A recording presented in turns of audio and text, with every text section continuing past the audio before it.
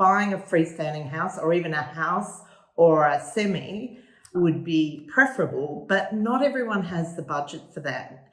And so the way I look at this is a young person in particular paying rent for years and years and years. If they can manage to get over the hump of pulling together a deposit and actually buying a property, I definitely feel that it is a good move, particularly for a young person. You're listening to the She Renovates podcast.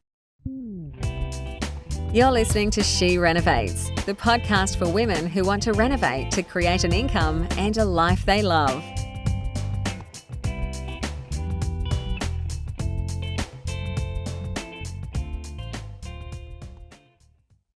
Good morning, renovators.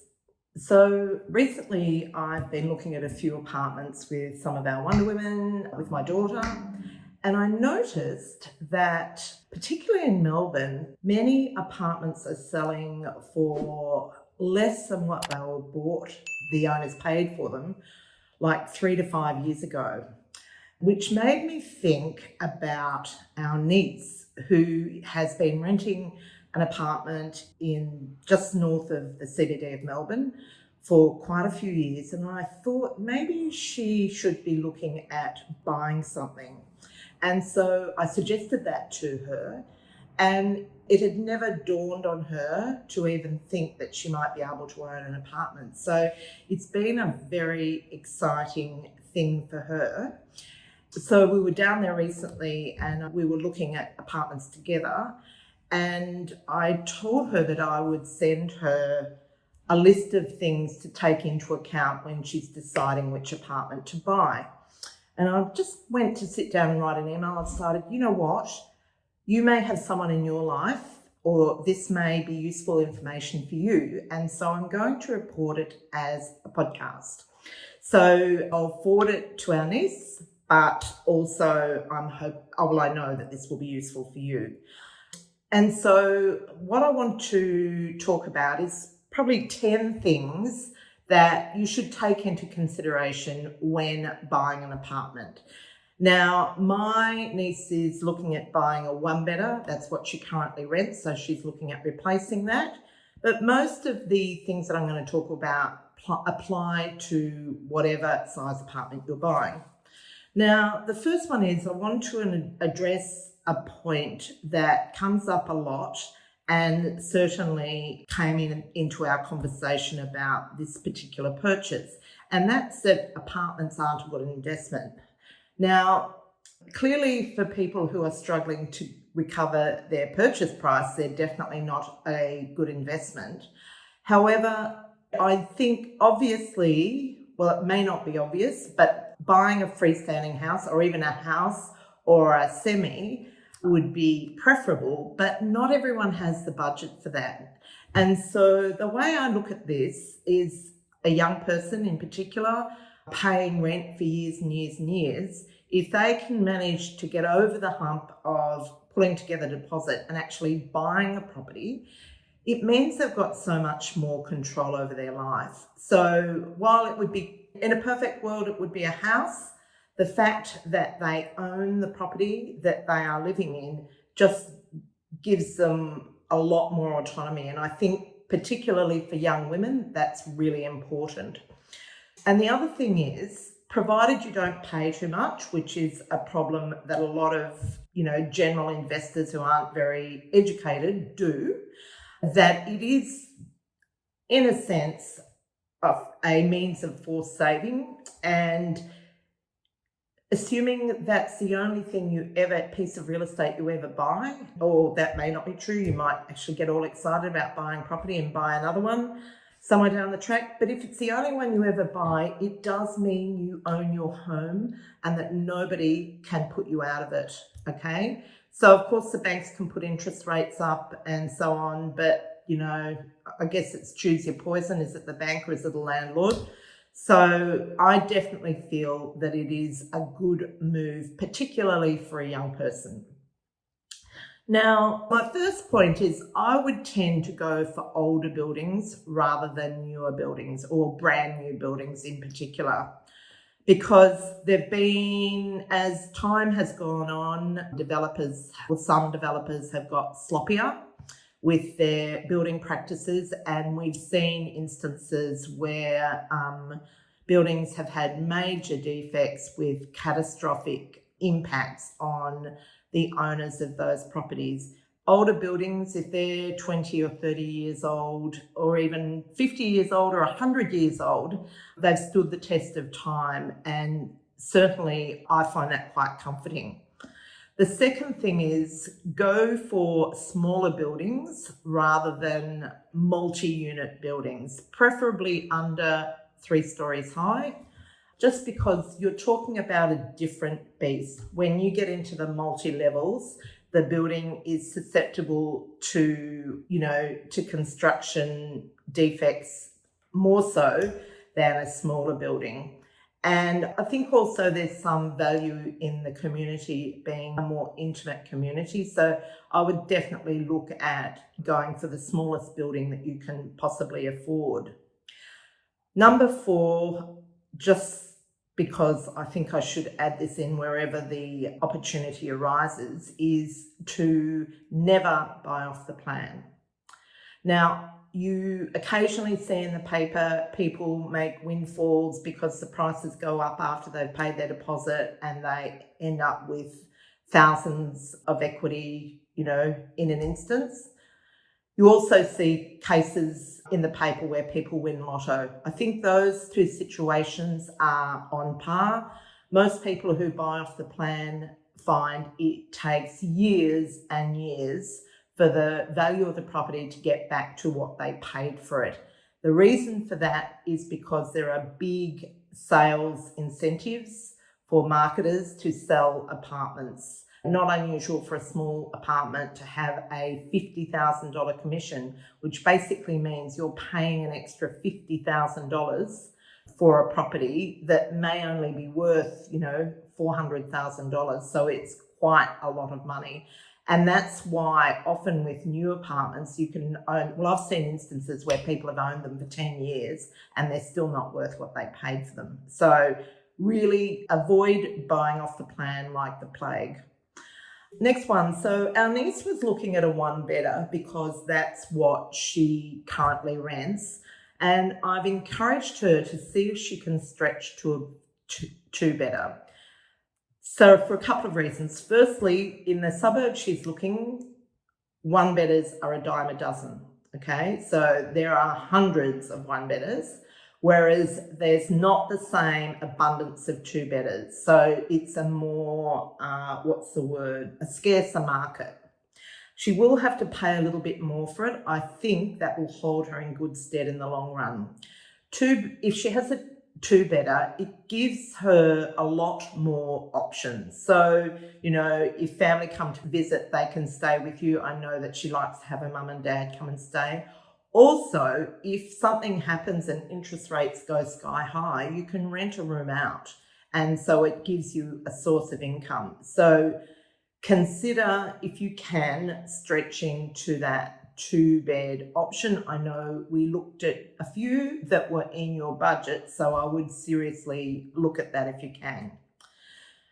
Next point. While you may not own a car, if you can buy a property with a car park, that would be preferable. The main reason being is, particularly in inner suburbs, parking is going to become more and more scarce. And so having a car park adds additional value, but also makes the property more desirable if you ever do want to come to sell it. And plus, you have the benefit of using it yourself. You may at some point buy a car, or you may have family come to stay, have a car. It just makes sense, if you can, to have a car park as well. The next point is, it is almost mandatory in terms of maintaining value to have an apartment that has some outdoor area. The only exceptions would be if the property is a character building, such as an Art Deco, that has no outdoor area and no opportunity for creating that. But generally speaking, that is sort of, I guess, what's the word? A must-have in the Australian lifestyle, and it will impact the resale value of the property if you don't have it. So the next thing to consider is orientation. Obviously a property that's north facing is always the most desirable because you get that winter sun coming in. If you can't manage a north facing property, then probably east will be next, and west, and then last is south because it's cold and dark. You do want to make sure the property has lots of natural light. Although, we've renovated lots of apartments and we have a few tricks for making the space look much lighter and brighter if it comes to that. When you do actually find something that you're considering buying, you absolutely need a subscription to a data service. So we use RP data because you need to have as much information as is available to inform your decisions about what to offer. So RP data gives you lots of information. In particular, you can find out what the current owners bought the property for. You could do a search and find out all the recent sales in that building, which is very helpful for informing what you should offer for that property. And don't be afraid to make a cheeky offer.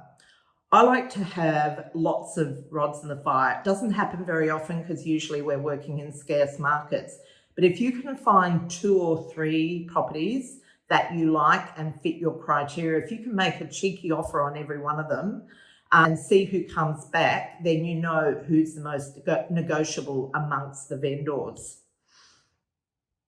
In terms of position in the building, so the value of the properties or the apartments in a building, like buildings are their own little market.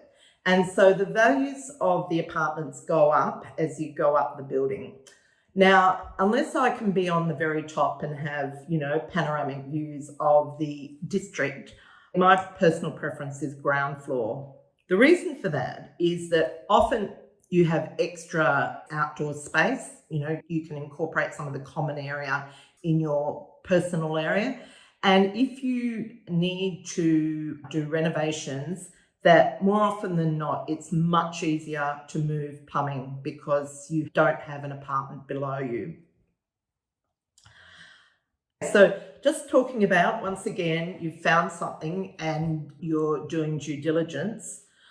Any exclusive use space, like the agent may tell you, this large outdoor area, that's for the exclusive use of this unit. It may be common area, but you've got exclusive use on it. You want to make sure that that is on title. So if you don't know how to do that, get your conveyancer to help you and make sure that it's on title, because if it's not on title, then it's not what you think it is. So make sure you know what you're buying.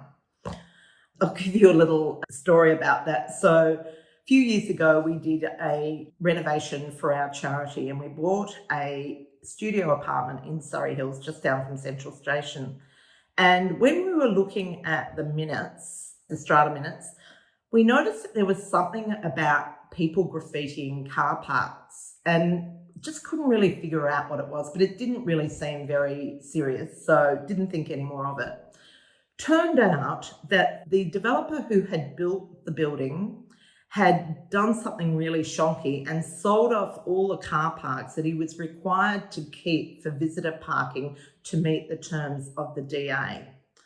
And like 20 years later, council had come down and said, okay, so you're meant to have 16 car parks and you don't have them. We're going to fine you so many $1,000s a week for every week that you don't have those 16 visitor car parks.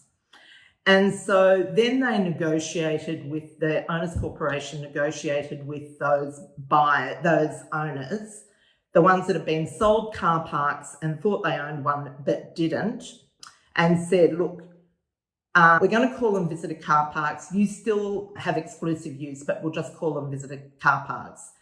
And they objected to that. And so they got out spray cans and sprayed their names on the car parks or their unit number.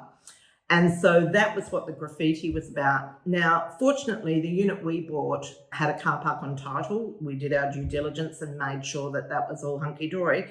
And you could say we were probably safe, but I could see a massive debacle brewing, and I could see that in that building, the owners were going to have to make a contribution. Well, this was my view of it. It looked like that they were going to have to make a contribution to pay back the people, compensate the people who thought they had bought a car park and didn't have one, and it was just going really nasty. So really, really important to get a strata report to make sure that there are no issues brewing in the building, and to also make sure that what you think you're buying is actually what you are buying. Another thing to do with the strata report is to look at the levies. So you don't want them to be high, but you also don't want them to be too low. You want to know that the building is going to have sufficient money in the kitty to deal with any maintenance issues and ongoing capital works. Buildings do require maintaining, and that's what the strata levies are for. And what constitutes a high levy depends on really where you are. For us, if we're looking at a studio or a one bedder, we like it to be about $800 a quarter, which is a significant amount to budget per year, but it means that there's sufficient money to do whatever, if the hot water system breaks down or whatever. So you generally don't have a building report done on a unit, mainly because the structure of the building is the responsibility of the owner's corporation.